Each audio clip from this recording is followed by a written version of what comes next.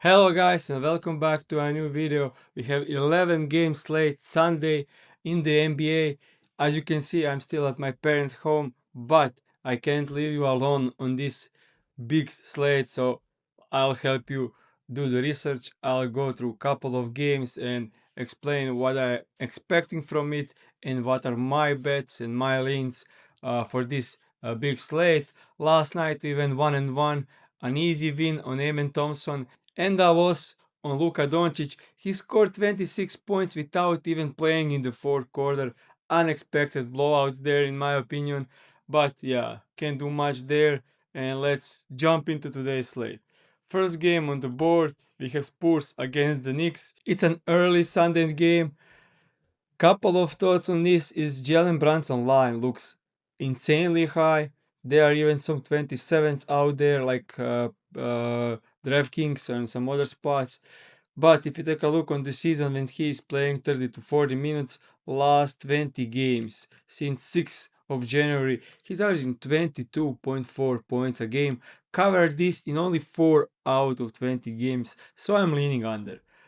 This will be a straight official bet, but we can do it. I can do it because of this head-to-head games against the Spurs. We can see first game 27 field goal attempts, second game 24 field goal attempts, and he had free throws as well there. So looking at the two game sample size, he's averaging 25 field goal attempts, and they allow ton of like the most pull up points in the league, and a ton of from the mid range where he scores a ton of his points. You can see they allow the most there. So actually a decent matchup for Jalen Brunson for his volume. And if you take a look this season, when he gets this kind of volume, which is 24 to 27 field goal attempts, for this example, I'll just do 22 to 28.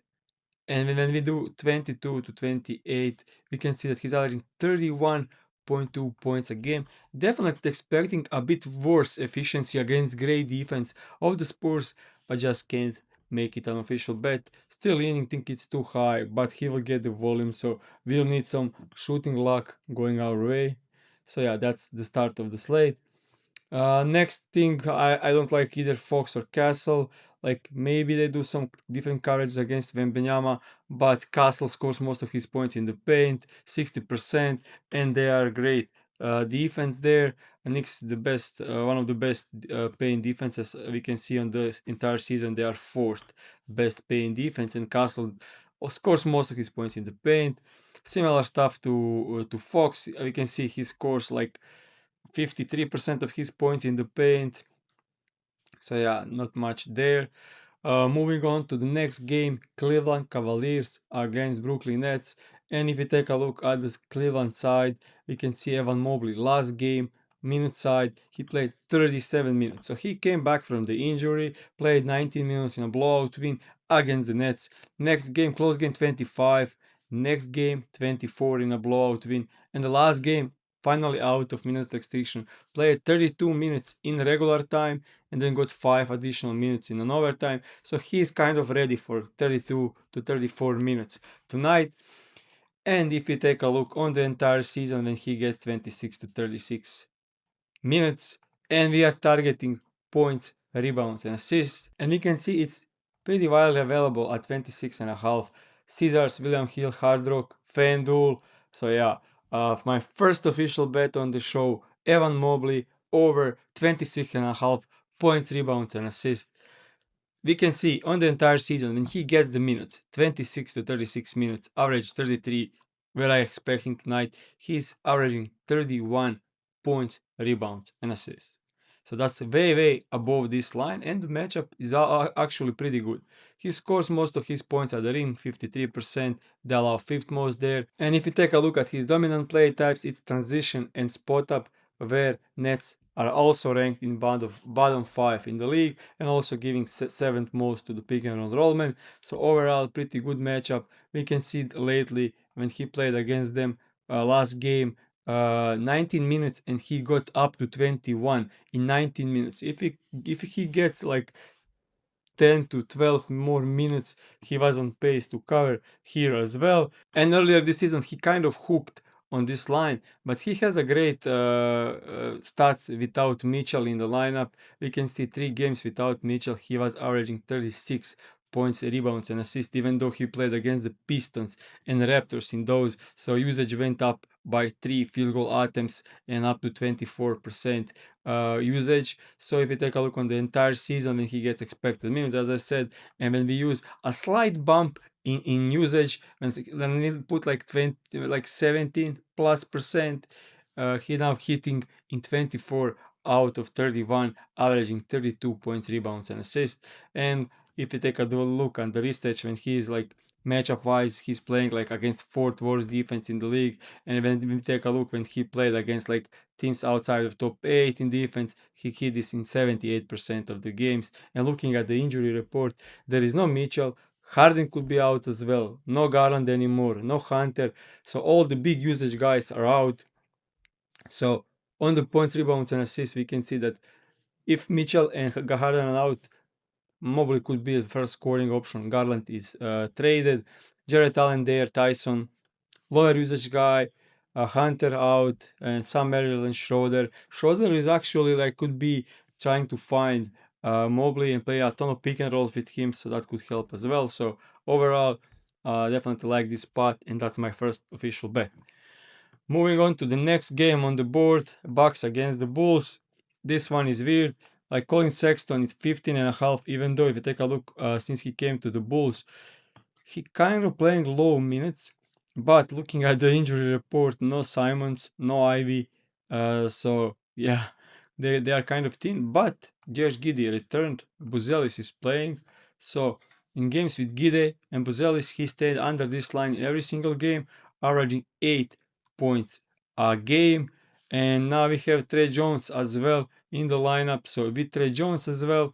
But the key thing for this one is last game he started and was expecting to play a big minutes, but was limited by foul trouble. He had 5 fouls and only played 18 minutes, so be careful about that. This looks great, but last game he started. So you must guys be careful because on the hit rates and stuff it looks absolutely amazing. Can't do much on this side on the Bulls. Like I don't like them and I don't know who is playing and how much. Rob Dillingham last game got 23 minutes with so many guards being out.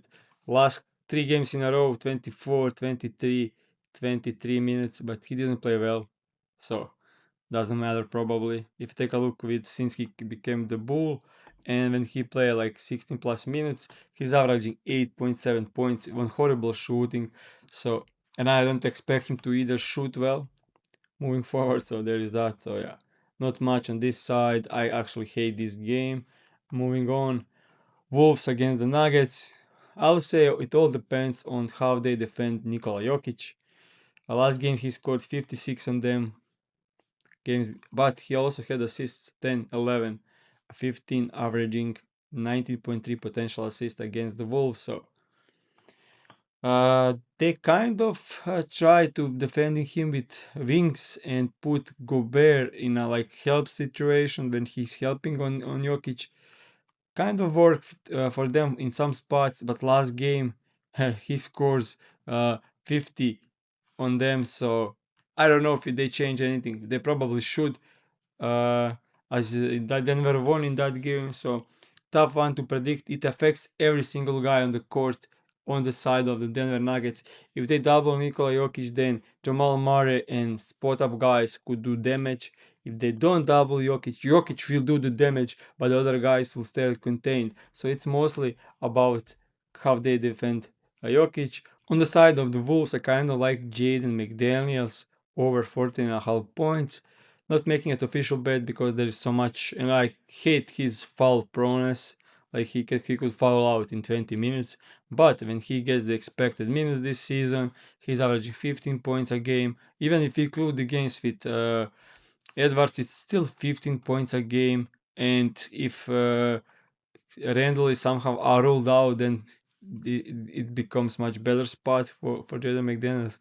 But look at the matchup. He is scoring most of his points in a spot up, and they are below average against his position, and they are overall below average defense. So if you look at the matchup wise thing, when we exclude like top 7 teams against his position, we can see that he's now hitting 60% of the games, maybe even going to like even further to like 8 or 9, top 9. Then he's averaging 16 points a game, covering 63% of the games. And we need to look at the matchups when he's playing like teams outside of top 8 in defense against his dominant play type, which is spot up. And now he covered this in 67% of the games, 16 points average. And also, let's take a look head to head. He covered in every single game against the Denver Nuggets this season, averaging 20 points a game. They will double team Anthony Edwards pretty much heavily, and that should open up for Jaden McDaniels. But as I said, it's juiced, and he's always could be in foul trouble, especially when he's trying to stop guys like Jamal Murray. So that will only be my lean from this game. Moving on to the next game, it's Grizzlies against the Pacers. I think Nembhard doesn't play here, so then we can see that on the injury report, Siakam doubtful, Nembhard doesn't play, Nesmith doesn't play. So the guy we could target here is Jarvis Walker without Nembhard. Assists. He's averaging 3.7 assists. But if you take a look at the expected minutes, and we set them between 26, I'll say 38, leaving it out there.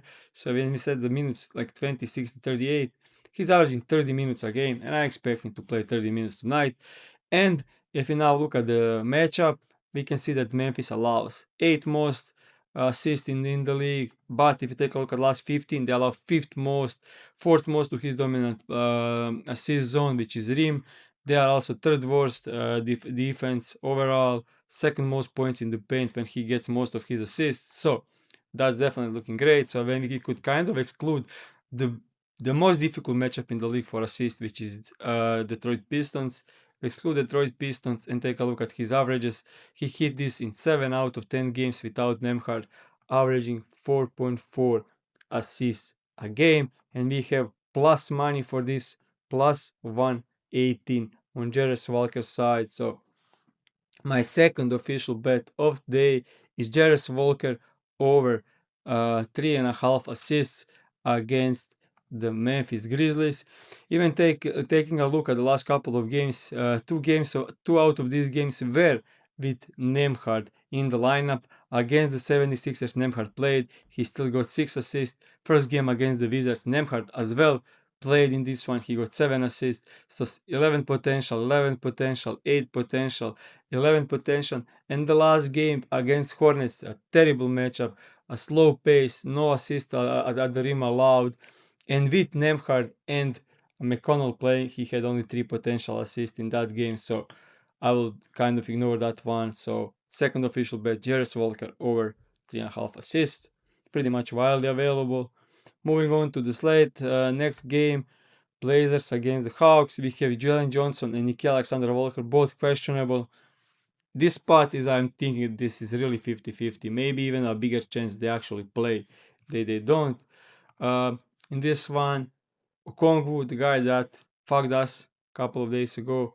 If you have 14.5, I think this is a good bet. Can make it official because it's not widely available. But if you have 14.5, I think that should be a good spot for Okongwu because last time he played Portland, we had a game with Jalen Johnson playing, with Nickeil Alexander-Walker playing, and still ended up scoring 26 points. Donovan Clingan, big drop coverage.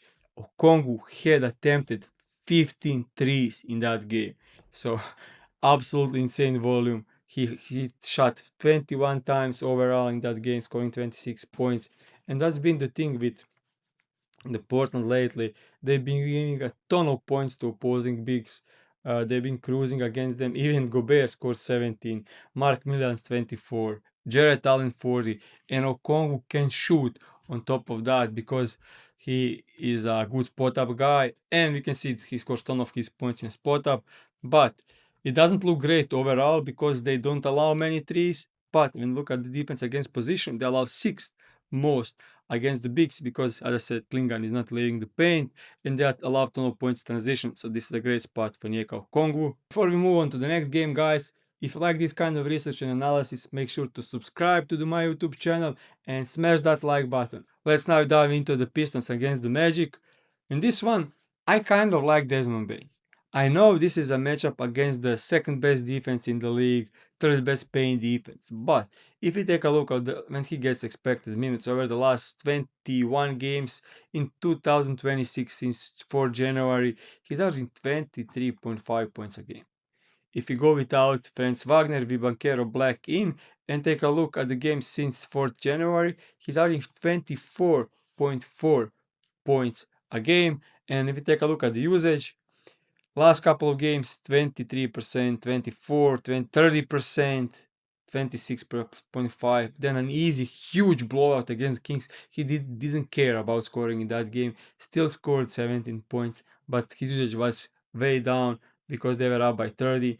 Then back again, 24, 24. So the last couple of games, we can say he's consistently getting 22% or higher usage. So if you take a look at these games when he stayed under, when he got 23% or higher usage over the last couple of games, we can see that he's averaging 26.6 points a game, currently 12 out of 14.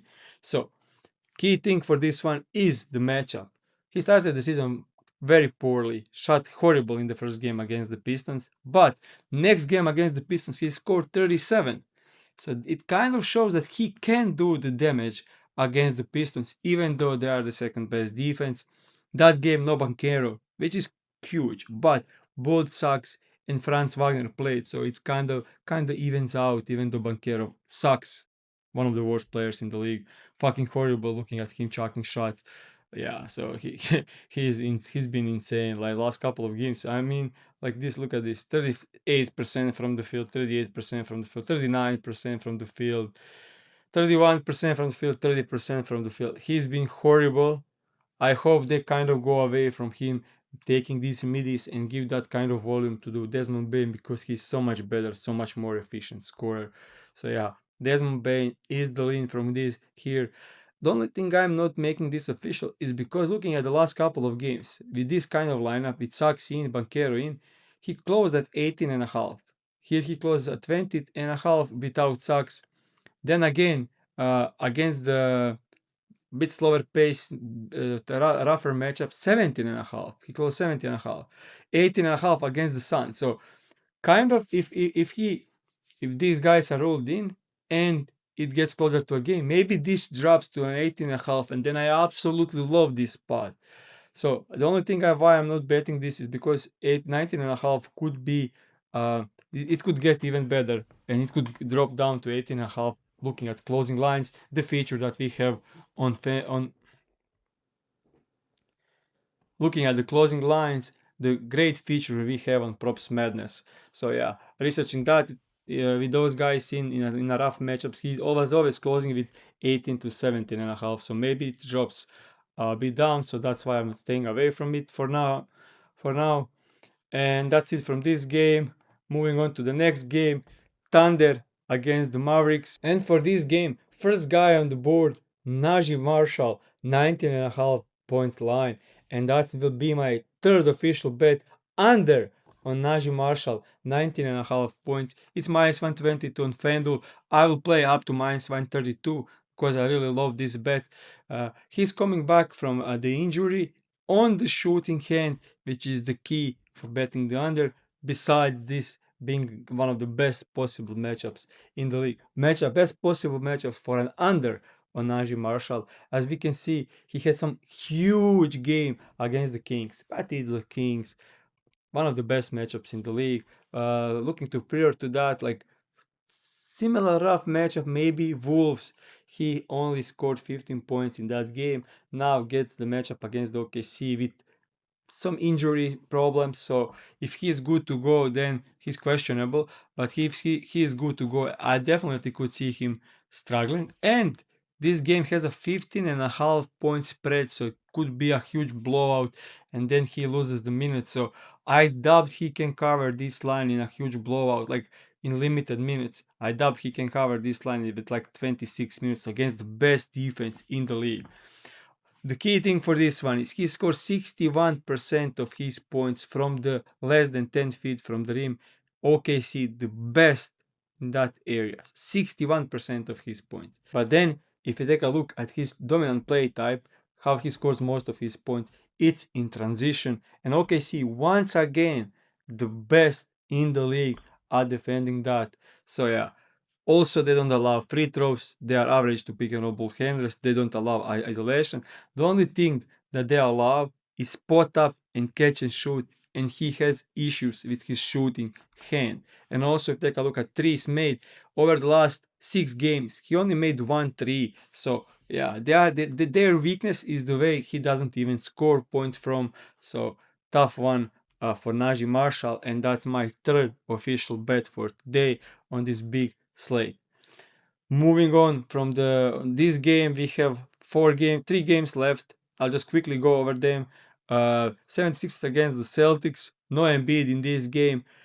Could be a trap spot for Maxi. Without Embiid this season, when he gets 30 plus minutes, I would say like 32 plus minutes for Maxi, up to 44, because he can play 44 without overtimes, which is crazy. But then he's averaging 27.8, and with Embiid he's averaging 29. So he's averaging more points with Embiid in the lineup than without Embiid. So be careful of that, because Embiid being out there helps him get more pick and roll reps and helps him get more wide open looks, because the tension Embiid gets. And he already played without Embiid against the Boston Celtics, scored only 21 points. They did great against him, so be cautious on that one, because looking at 26.5 for Maxi without Embiid could be like, okay, this is a great spot, but it actually isn't that great of a spot as well. Also, looking at the last 15 games, you can see Boston Celtics second best defense in the league. So rough matchup here for Tyrese Maxey. This line actually makes sense why it's so low. And on the side of the 76ers, these lines look kind of low. But recently they've been playing poor. Like, take a look at the Jaylen Brown over the last 21 games. He's averaging right there 27.5 points, which is much lower than the earlier this season when he had 30 points average, and his efficiency dropped. He only covered this in 10 games.